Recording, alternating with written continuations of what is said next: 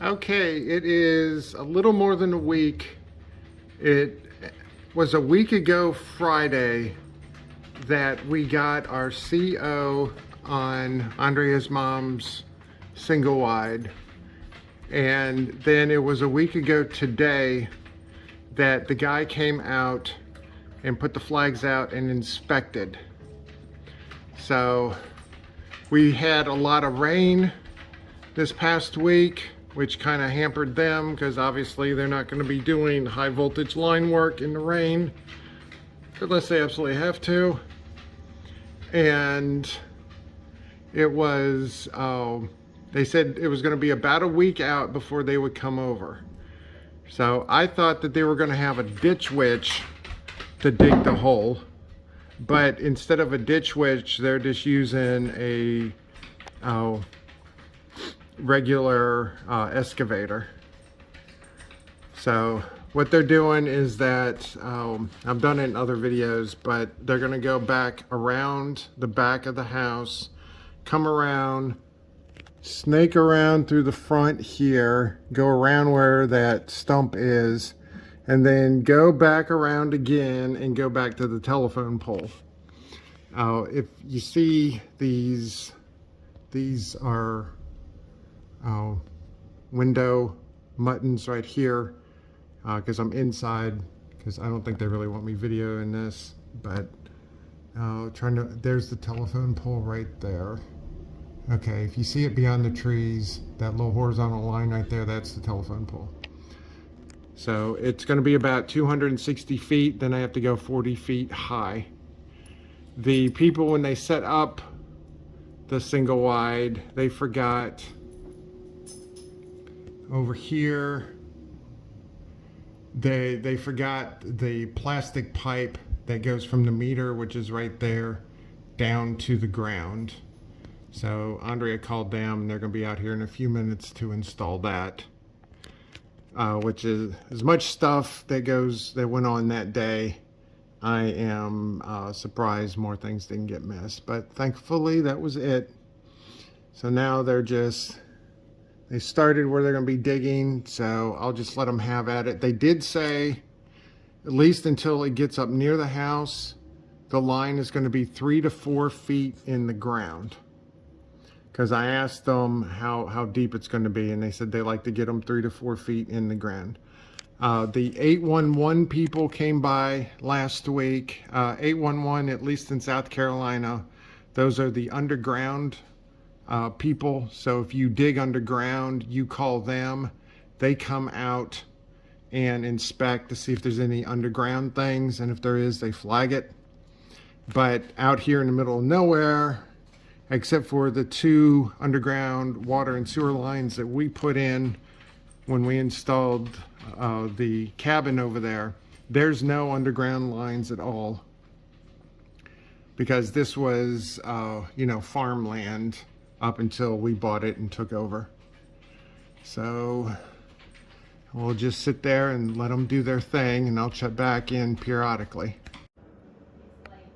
Okay, it's been a few minutes later, and this is the actual conduit that the line is coming in. So it's a red line. If I had to guess, I'd probably say it's 2 inches in diameter. Obviously it's flexible.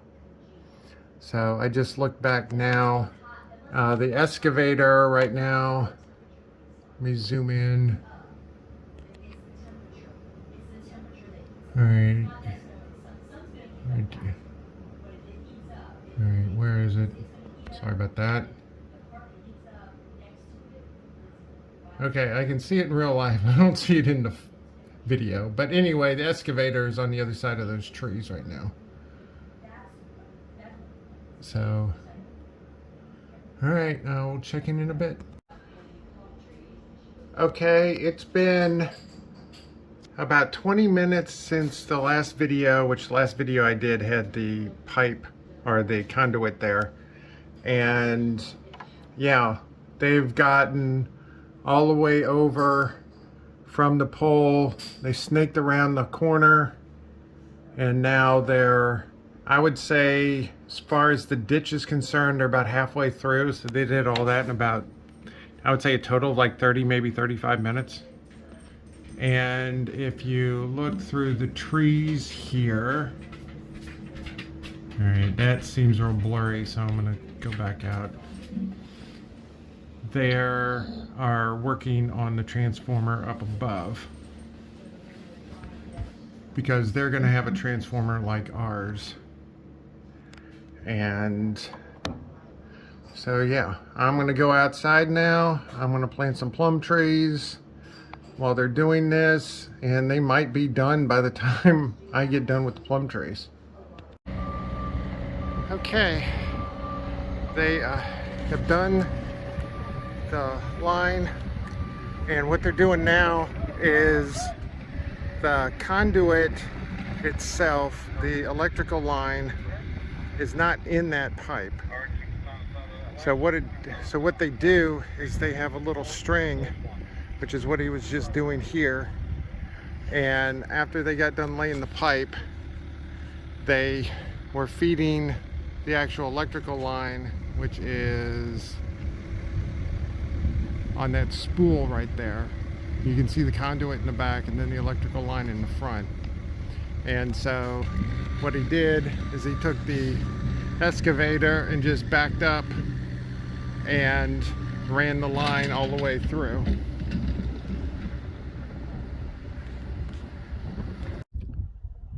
Okay, they are done. It took them less than, I would say, 2 hours. So they ran about 260 feet of line, and then of course they had to go up the pole. So I came out here and I was watching them as they were backfilling the ditch back in, and so I stuck flags out here, and these flags are going to be good until we get them up, and then in future reference I can look at this video and see where it is. And so here we go. Okay. Andre is actually on the phone with the mobile home people, because they're going to be doing our drive, which is next. Okay, awesome. Which is going to go right in this area. Thank you. So here we go. So after we come across here, we are coming around the tree, the memorial tree right there. And I saw them, they stayed about 8, maybe 10 feet away from the tree for the actual hole. And then I'll walk down here a little bit. I'm not going to walk down the entire way. They just ran the line over, and then they jackknifed it. I thought they were going to run straight to it, but no, they ran pretty much parallel with the tree line here. Oh, I got zoomed in too far. There we go. All right, they ran pretty much parallel to the tree line here, and then they went pretty much a 90-degree turn back to the power pole, and you go up, and there's the transformer. So yeah, we got power. Now what we're gonna do is, because, whoa, let me stop. There we go, no weird camera stuff. All right, so it got really cold here this past weekend, so we had to turn off the water into the cabin because it was not conditioned. And so we're going to be in the process of conditioning it now. So she's going to have the heat on tonight to let it start getting acclimated, and then tomorrow about this time we will turn the water back on. The problem was, since the cabin was not conditioned, a lot of the fixtures were leaking at the fixtures themselves, not underneath the building and not in the pipes anywhere, just at the fixtures. So we suspect it's because the gaskets contracted because it was not conditioned and it was so cold. Plus with it freezing, we didn't need pipes bursting all over the place. What you see here now is we've gotten a lot of rain lately, and of course we don't have any grass or anything to help soak the water up, and this ended up being a low area because you got the septic tank over there and you got this over here, and this is where the trench was to go back to the well. So this is another thing we're going to have to address, because every time it rains I don't need to have a mud puddle right there. I mean, the dogs will love it, but nobody else will. So next up is going to be the drive, and that might be done by the end of the week.